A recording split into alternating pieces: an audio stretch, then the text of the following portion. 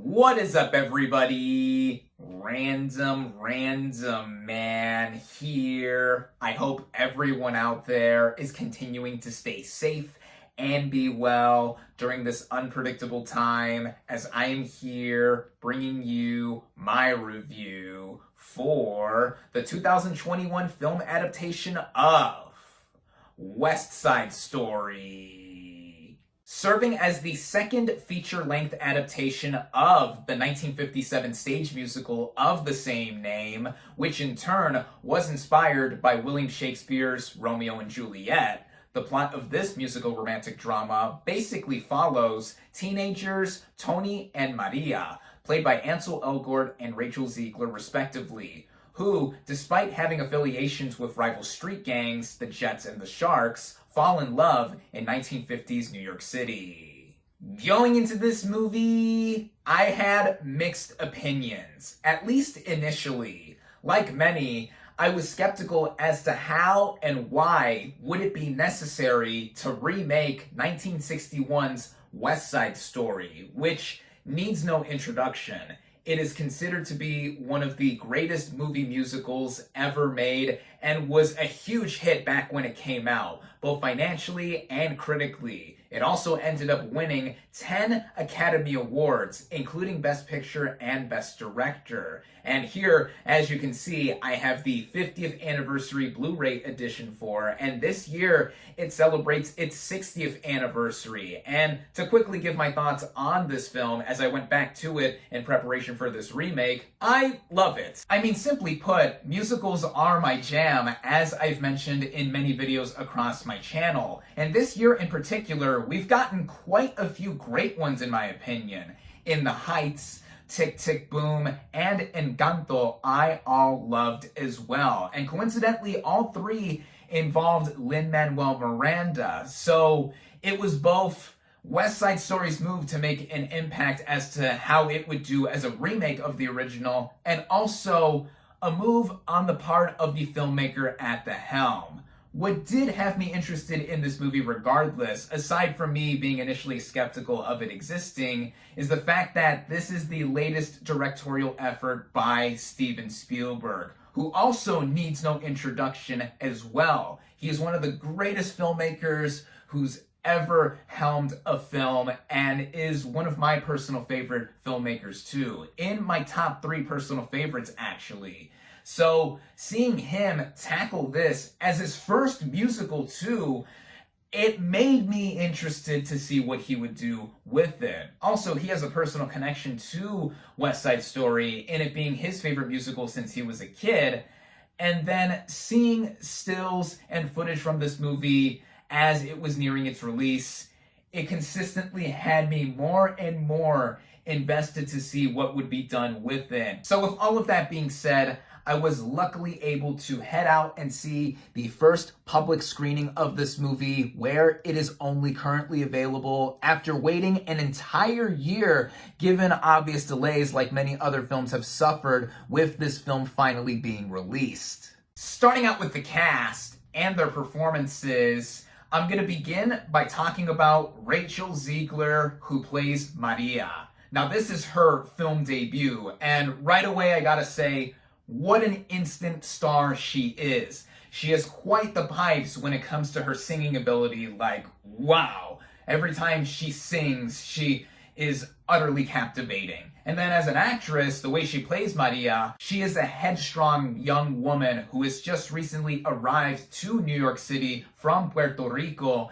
and has ambitions for herself, while also falling in love with our male lead, Tony. And Ziegler really is someone who I think will go far. One of my favorite film performances of the year, and I'm so interested to see whatever she does in the near future. I mean, right away, she's already been scooped up and cast as Snow White in the upcoming live-action Disney remake of Snow White and the Seven Dwarfs. Another daunting task to tackle, but I have so much confidence that Ziegler will pull it off. Then, going into the male lead of the film, Tony, as played by Ansel Elgort, I thought he did a very good job as well. A lot of us know him from films such as The Fault in Our Stars, another romance movie coincidentally, and in an action role, Baby Driver, which is one of my favorite films of the past decade. And I find him to be an all-around charismatic performer. And I think with how he portrays Tony here, I think he adds both more personality and a sense of being suave with playing Tony here. And also,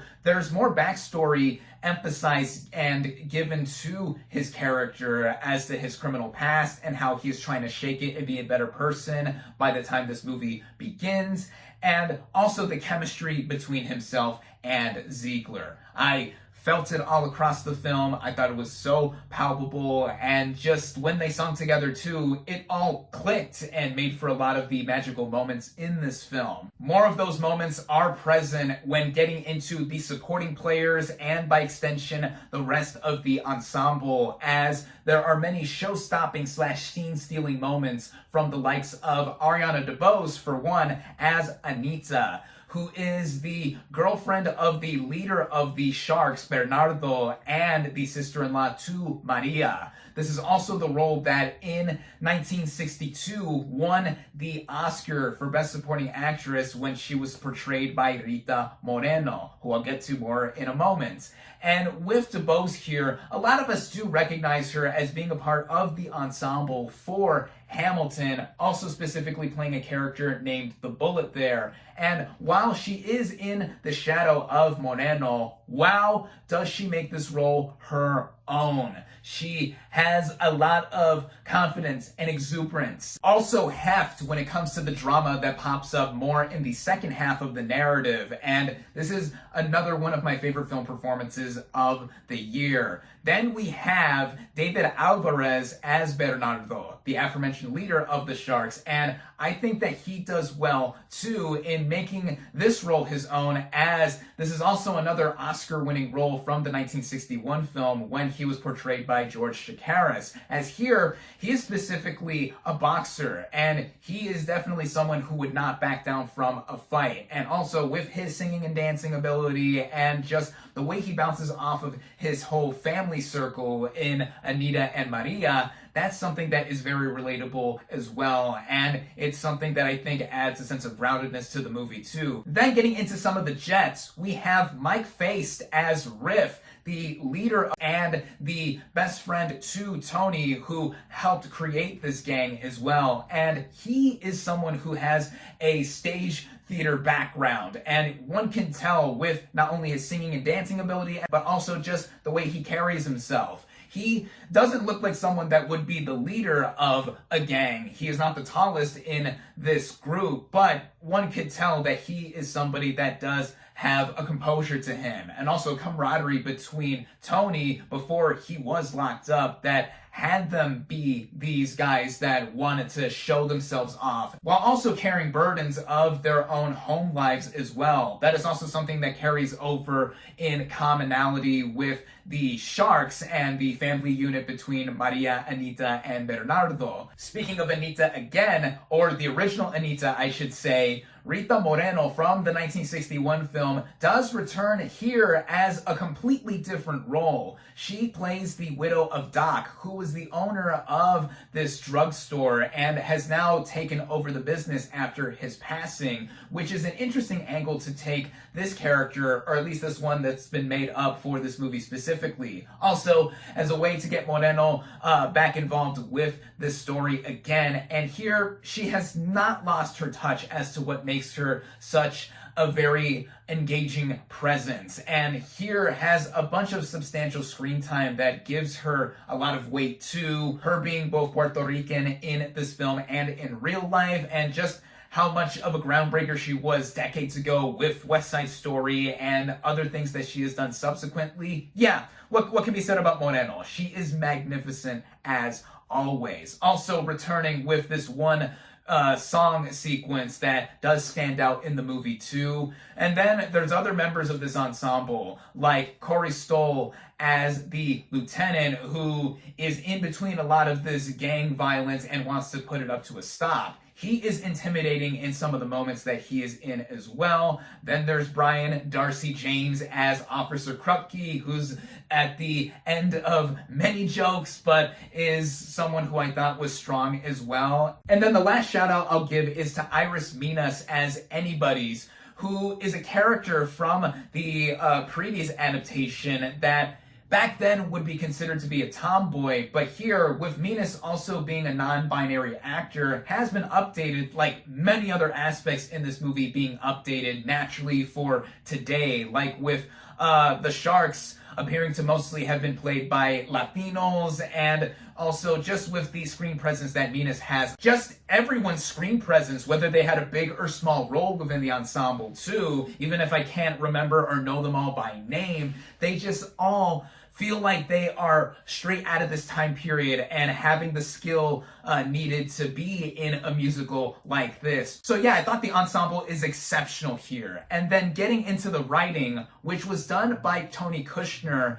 has him on paper, of course, adapting this story that has been previously told on film, while also doing it in a way that doesn't feel like a basic beat-for-beat remake or retelling of the story. I mean, it's a tale as old as Shakespeare, literally, in that it was inspired by Romeo and Juliet. But as this movie opens, one thing that is made immediately clear is how the social commentary and themes that were present in the 1961 film are played up to a greater extent and effect in reinforcing the backdrop / world building of 1950s New York City. Taking place in the west side of that city, as the title states, we get the imminent gentrification of the area, which is also the roots of the rivalry and just animosity between the street gangs, the Jets, who are white, and the Sharks, who are Puerto Rican. Of course, racism is involved with it in how the Puerto Ricans are told to stop speaking Spanish, go back to their home country, and or assimilate to being American. And yeah, that is something that is still so timely to today. And it's also something that I want to mention given the script too. A huge chunk of this movie's dialogue is spoken in Spanish by the Puerto Rican characters and not given with subtitles on screen, which I know will take some people aback as to if they're going to understand this film or not in every moment, but there are some direct translations given after some Spanish dialogue is spoken, and it further gets into the overall atmosphere of this movie. I mean, for someone like me who is Mexicano, I had zero problem understanding what these characters said, and it also made me agree with Steven Spielberg's decision to just further have this language be integrated with how the story is told. And in speaking of Mr. Spielberg himself, getting into how he directs the film, simply put, he directs the crap out of it. It does not show how this is his first musical film that he has done. He both is a literal force behind the camera while also giving his own flair in it being a love letter to a musical that he has loved since decades ago and how it is as a film overall. One would really not need to doubt that Spielberg is someone who knows what he is doing, and this further extends into all of the technical elements with his own vision that he has conjured up. And the first I have to mention, of course, given that this is a musical, are the musical numbers / sequences, which also simply has me want to say, wow, wow, wow, both in terms of how Spielberg directs here and the choreography being done with how everyone is performing physically. Now, one thing that this film does differently than the 1961 film is its approach to the choreography. It doesn't try to emulate what was done before. For one thing, there's less dance fighting. That is also because there's actual fighting in this movie, adding on to its brutal tone, especially as it progresses after its halfway point. And just the variety in what was done and how the film was choreographed and how it was all orchestrated musically with the score being intact from the 1961 film and how they're all executed. It's among the most magical moments in a movie that I have seen in recent memory. Big shout outs to choreographer Justin Peck and composer David Newman for adapting and arranging the immortal work from Leonard Bernstein, with the songs this time around playing out in a slightly different order compared to the previous film adaptation. Also, with it this time around being apparently closer to the original stage musical, so that was neat to see and also played up more of the variety that this movie had in being its own entity. I've also got to give a big shout out to cinematographer and frequent Spielberg collaborator Janusz Kaminski for what he did visually. A lot of lens flares are here in this film, which have been a trademark of Spielberg in recent memory, but none of them had me going, I'm being blinded by what I am seeing, as all in all, this is a beautiful movie that really, again, made me feel like I was in 1950s New York with the atmosphere and just the overall shot composition, it being shot on film, the color palette, all of that, just a stunning watch. Adding on further to my viewing experience of this film is how I thought it never ever skipped a beat or dragged with its running time. It actually has a similar running time to the 1961 film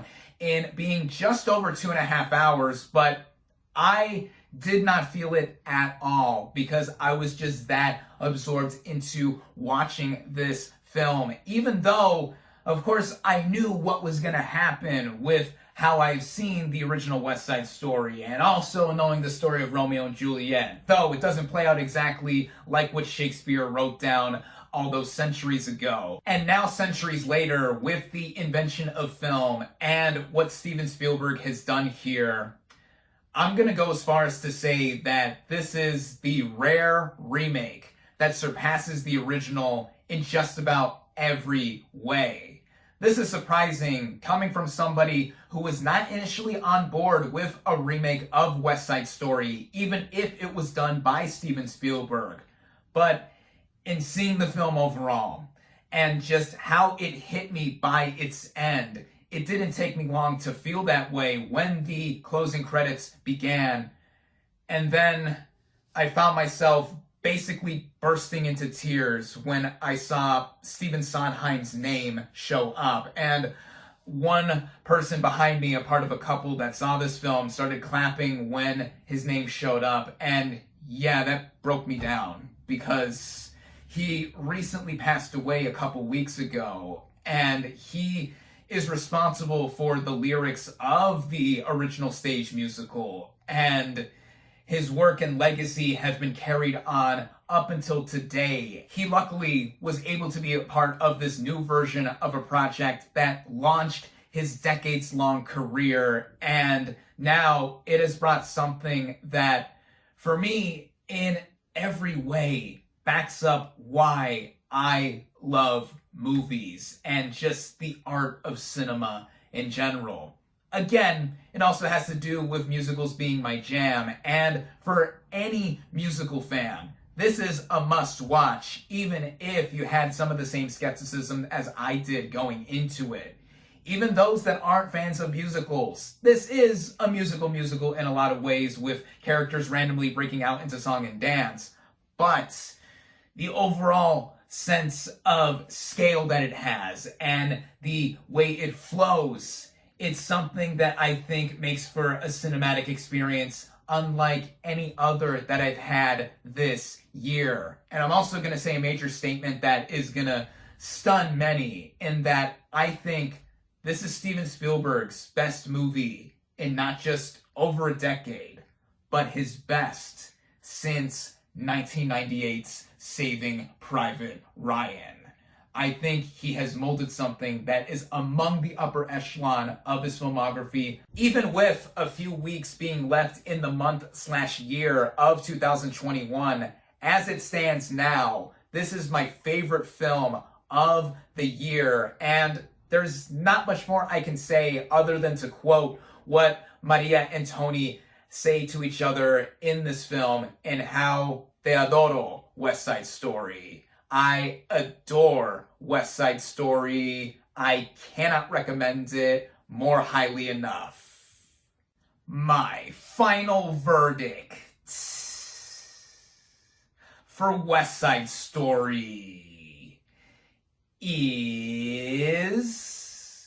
5 out of 5 stars.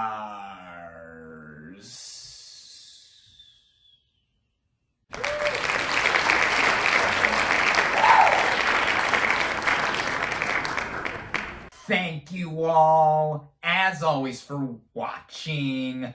Be sure to like this video, comment on what you thought of West Side Story, social media links in the description, subscribe to my channel for more, and I'll catch you on the next movie review.